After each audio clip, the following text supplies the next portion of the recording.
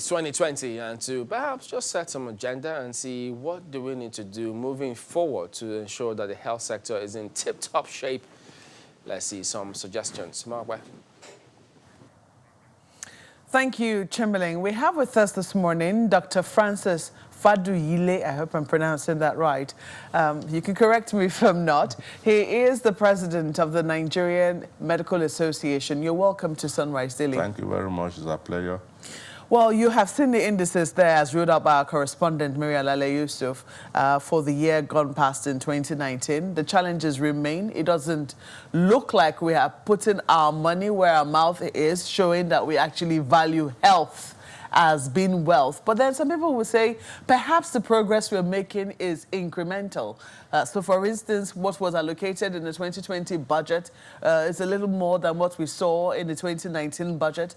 And perhaps as a result, we should be seeing improvements in health as we move on. Do you share the optimism? Thank you very much. I think it's important for us to note that when we want to make a total departure from how we have been doing things, we must be able to take a giant leap. The amount budgeted for health for this year has not significantly improved over what it is expected. For example, we expect at least the budget for health should be not less than 15% of the total budget, but what we have is still far less than 5%. So when we are talking about health generally, we want to look where we are coming from, where we are, and where we ought to be. I can tell you that what we have on ground has not shown us that we are really ready for us to take that giant leap that we want to effect in the health sector in this country. And I can tell you that we have had years of decadence within the health sector. And if we want to change it, there are so many things you need to put in place. It is important for us to strategically improve the primary healthcare centers. We need to put more funding into health for us to be able to employ more complement of staff so that we can have number of people that can take care of our patients. So we understand that at the federal level. I mean, just before Professor Isaac Adewale left as minister, I know that the current minister, substantive minister, was Minister of State then. So one would imagine that there will be perhaps a continuation of focus. They said that their primary concern was the primary healthcare facilities. And even though it ought to be, you know, within the purview of local governments, the federal government was going to take them on. We do not know how much of an investment was eventually made or how much progress they made in taking on the primary healthcare facilities. But they seem to agree with you that is where the focus should be, primary health care. However, you can give us a progress report on what is happening at the centers, because they say they have challenges. Some of them is, you know, for instance, keeping doctors at the local level. A lot of doctors do not want to work there. I think that is not totally correct. The problem we have with primary healthcare centers is that it is within the purview of the state and the local government. The federal government has little role to play. And we have this basic healthcare provision fund that is for us to use some of it to strengthen the primary healthcare centers, okay? But what we have found out is that the state governments, especially, had very meager amount that has been budgeted for health. So even when the federal government put fund in place for the physical infrastructure, human resources, that is complement of staff, which is the primary duty of the state and local government, are not complementing it. Okay? So we have a disjoint. And I can tell you, worldwide, what it is expected is a physician-led primary healthcare centers. We have primary healthcare centers that most primary healthcare centers do not have a doctor, okay? And most local governments do not have a medical officer of health. to supervise, even if you cannot have a doctor in all the primary health care centers. And this is not within the duties of the federal government. So we have to shift this our discussion to the states and the local government. And that is where we have that disjoint. In assessing the Basic Healthcare Provision Fund, we needed the states to have their own counterpart funding so that they can get the money from the federal government. And in doing that, they must have their own state health insurance schemes. What we have also found out is that many of the states actually have gone ahead to get the health insurance scheme formed, but they have not done all the critical analysis and planning. All they were interested is how to get that counterpart funding from the federal government. So we have the big problem of implementation of this National Basic Healthcare Provision Fund that is directed to the primary healthcare centers. And as it is, most states cannot still access it. So we still have that problem, and I can't say that the problem is with the federal government. We need to have the state and the local government to key into it, to agree and work in tandem with the federal government so that the primary healthcare centers can function properly. And importantly, there is no provision by the states or even the federal government as it is for us to have doctors in those areas.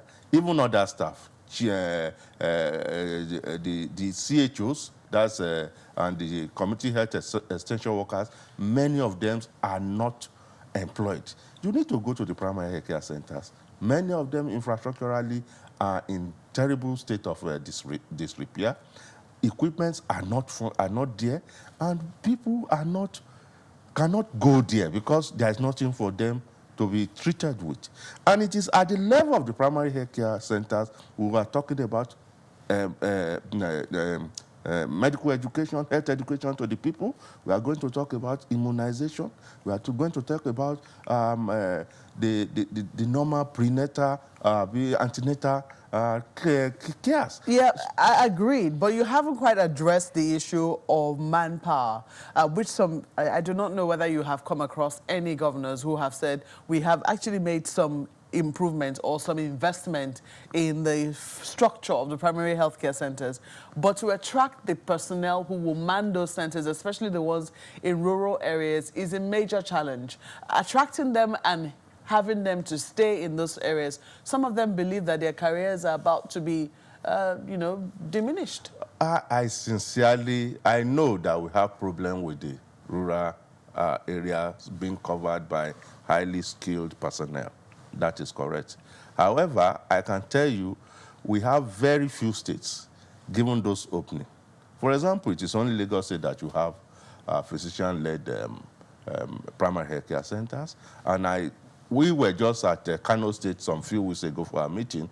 We had to appeal to the governor, who has graciously agreed that he will get doctors in those places. We have Delta State that is having very good state health insurance scheme, and their primary health care center is doing well. Some of them have gotten some doctors, 1 or 2 there. But I can tell you, most of the governors in this state, they have not had that opening for doctors and other staff to be employed at that level.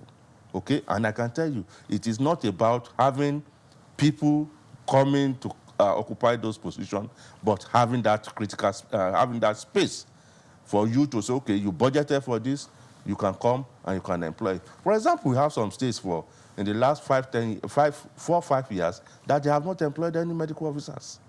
Okay, and some of them have left. Do we have, though? Do we have? Because right now we see that there seems to be there's a drain in the sector. Yes. There is an active recruitment of our doctors and medical personnel by foreign countries. I mean, we are aware of situations where exams are being conducted by these foreign countries, and our doctors and medical personnel are being recruited, very actively. Is it something that is of concern and of worry to the enemy? It is of concern because if you have seen many of our interviews, we have been drumming that to the government, and it seems that the government is not interested because so many of those things that we have brought forward for them to address, none of them is being looked at. For example, let's take Abia State. Abia State is owing its workforce, its health ministry members, for up to 9 months' salary.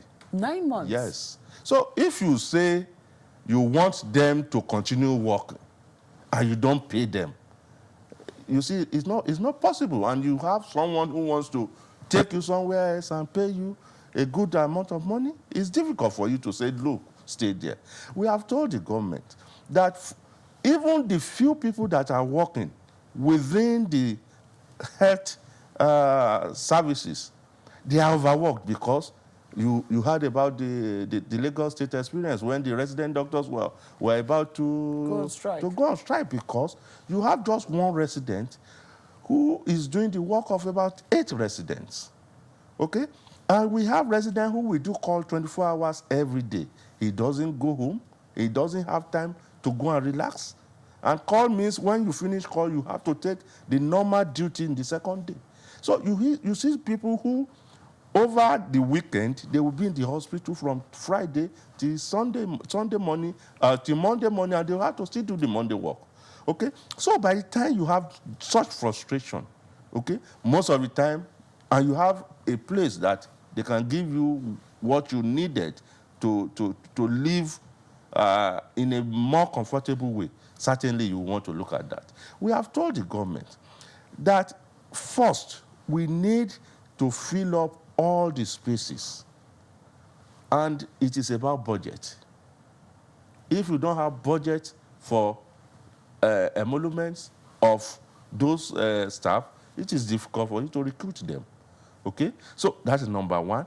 We have told government that it is important for them to make the hospital environment not only safe, for you to have the necessary equipment for you to use.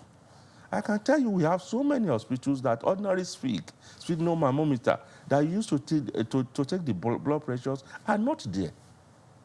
Okay? You see a patient, you want to take care of a patient, you don't have the wherewithal, the equipment for you to do it. And you see patient dying right in front of you. It is a pathetic situation.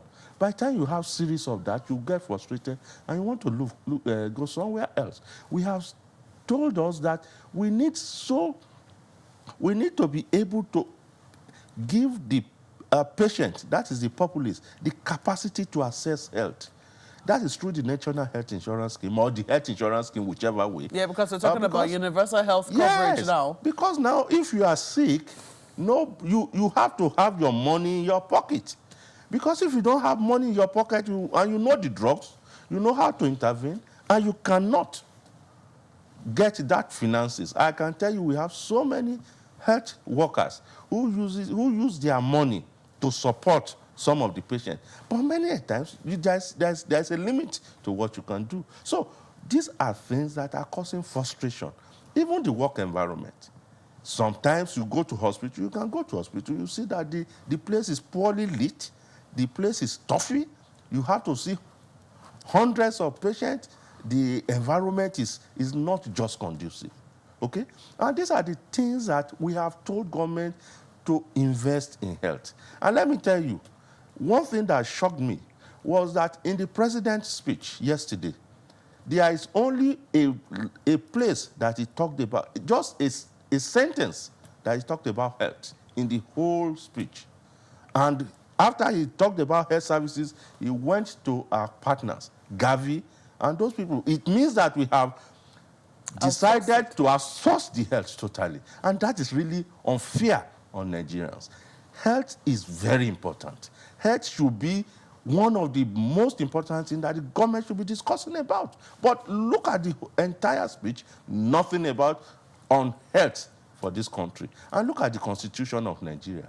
I can tell you, go and look through the Constitution, and you see health. You can see it just once in the entire Constitution of this country. Perhaps, so maybe it is implied in welfare. I'm playing devil's advocate now. Perhaps it is implied in welfare, because if your citizens are going to be well, it will be implied that healthcare will be one of the things that, will bother the government. You don't think so? Well, I think it's important for you to stress whatever you believe is very important. If you feel health is very important, you should put it in that prime position. It cannot be part of welfare. There are so many things that can incorporate into welfare. Health is important. When you want to discuss about the people you are leading, you must think of their health, because there is nobody that is immune into being sick. And we must always find a way for us to make those who get sick to get to a normal state of health. And this is why we are talking about health. And health is not only when you are sick. Do you find, though, that when you table these challenges, that you get a listening ear? Do you think that the people whom you talk to, for instance, the ministers and so, do you think that they are hampered? Or is it that they really do not care? Well, let me tell you a classical example. We were with the president of this country as well as the vice president, and one of those things we told him is that we need to declare state of emergency on health, especially having a health bank. For example, one of the areas that a lot of people take our patients to outside this country is India. And even not only India, in many of those places, most of those places are privately owned, okay? But how is the government taking care of our private health institution? They are seeing private health institution in Nigeria as being a competitor, okay? We told them have health bank, put some money there so that we can have those people who wants to invest in health to have some money, single-digit room, give them some moratorium, let them invest, and let Nigeria benefit. They do not see reason for that. We told them we had Bank of Industry, Bank of Agriculture. Sometimes 2 years ago, they declared emergency on entertainment, and they voted some amount of money in that. Nobody is thinking about health. Okay? We told them if you have to purchase equipment for health in this country, you have to pay 100%. You have to import it, and they will charge you duty on them. And these are things that are militating against good health services in this country. We told them about how to make sure that this multiple taxation on our private health practitioners are reduced or streamlined. Even the current finance bill has a lot of areas that they do not exempt health. So it just shows that the government has no interest in the health of this country. And it is time for Nigerians to demand from the government that, look, it is one of their responsibility for them to see the health of its citizens. What about inter-rivalry within the health sector? The fight between doctors and pharmacists, are we going to see any of that in 2020, or will it be over? Well, the question that I would have loved to ask is, did you see any in the last 2019 or 2018? We have been discussing with ourselves, and I must tell you that things are pretty much cordial, and will continue to go in that trajectory, because it is important for all of us to know that we are all there for the patient, and the patient is irrespective of what profession you are, either a doctor, a pharmacist, a nurse, and we have been able to come together and decided to move forward. So I can tell you that going forward, 2020, we'll continue to have our cordiality maintained and make things work for the benefit of the people. Well, it's a good note to leave it. We have to greet our doctors and medical personnel working tirelessly throughout this holiday season. Yes, while we've been having fun, some of us have been having fun, some other people have been reporting to the hospital, and people have had to be there to look after them. And we have to greet them specially for their efforts. We have to thank you, too, for coming on Sunrise City this morning and sharing your thoughts with us. Dr. Francis Faduyile is the president of the Nigerian Medical Association. Sunrise City continues in a moment. Please stay with us. Well, Fabumi Olumide sends an email. He's talking about the planned or proposed withdrawal of troops. He says he's not sure about leaving the entire police or leaving police to fill in when that withdrawal is done, because he says that he's not sure if they can rely on them. But more importantly, the colonel, that's retired Colonel Maji Yogbe, he says he likes the issue he raised about National Orientation Agency, but clearly he thinks they could do a lot more than they're doing. And this one is from Zemo. Says, we still have a lot to achieve in security, but let's not take anything away from this government. PMB has brought relative peace to the country, particularly in the north. The security threats we face are unusual, and as such, all hands must be on deck to fight it. And this final one is from Alphonsus Aguero, says, I have lived more than half my life in the north. I'm still currently there. Security situation in the north has improved only by the lips of those he calls propagandists. But it's interesting that on that tweet, it became a debate. Someone responded saying that, are you saying the security position today is as it was exactly in 2015? It has turned to some debate on social media. You can follow it at Sunrise Daily now.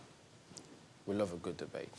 Well, that is the show today. We thank you all for watching and for sending in your thoughts. We will be back tomorrow. It's 2020. I'm Chamberlain Uso. I am Kayode Okikele. I am Ayo Makinde. Well, here's wishing you a great year ahead. I'm Maokwe Ogun Yusuf.